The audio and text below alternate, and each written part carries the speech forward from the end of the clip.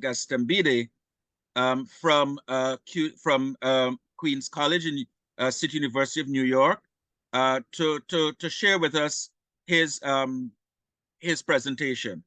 Professor Gaztambide. Hi, thank you so much, Antoine. I'm feeling so blessed and exciting to share with you all today about some of the work that's been evolving from my lab and some recent projects from a perspective that we broadly call decolonial and liberation psychology.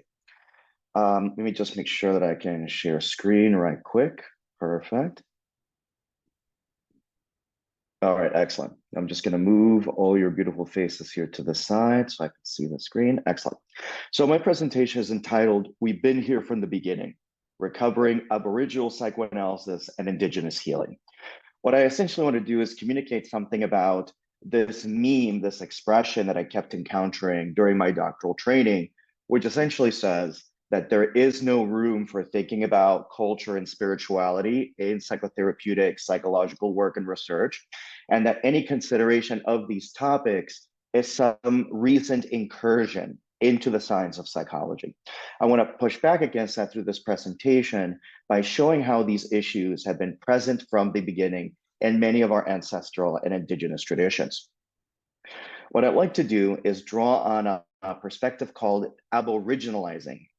By that, I want to define what it means to be aboriginal, which involves two components. One is to render Western knowledge, which is usually defined as universal and central, as actually quite provincial and local.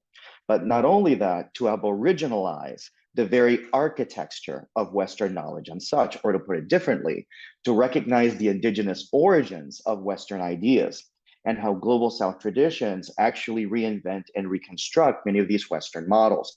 And that's essentially what I'm going to try to walk you through today. Many indigenous ideas that preceded psychoanalysis and many ways in which clinicians across the global South and communities of color in the United States reinvented what psychoanalysis even is. To put it simply, by psychoanalysis, we're talking about the grandparent of contemporary psychotherapy, a form of thinking about therapeutic work that has influenced many different types of clinical workings, including humanistic traditions, family systems, and of course, cognitive behavioral therapy. It has at least 4 core elements that are shared by many different theoretical orientations today, which include the fundamental role of relationships, interconnectedness, and ancestry.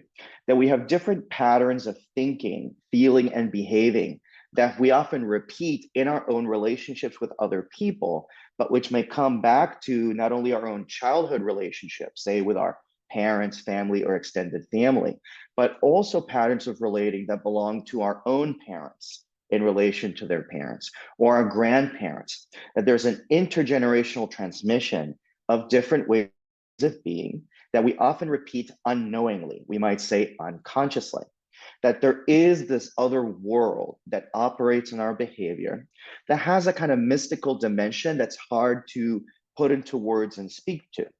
That's often expressed in the form of dreams, dreams being the language or the royal road of the unconscious. And that there's something about mindful reflection and self-observation on ourselves and these dynamics that has some kind of relationship to healing. Again, that we have these patterns of relatedness, that we repeat them in our relationships today, that they're often unconscious, and that if we can bring some kind of conscious mindful awareness to them, somehow that's going to lead to some form of healing. If we turn back to many of our ancestral traditions, and in my own case, I'm originally from San Juan, Puerto Rico, and I often think about the ancestral traditions of the Taino Arawak people. Before telling you a little bit about some of those inspirations, I do want to draw attention to a kind of open secret in contemporary psychology. That psychology is not really a recent arrival on the scene, but actually has roots that stretch back tens of thousands of years or more, as recognized by psychoanalyst Farrell Silverberg. In thinking about ancestral Taino Arawak traditions, again, from my own context in Puerto Rico, but certainly that extends to much of the Caribbean, as well as much of coastal Latin America. Essentially, the role of ritual.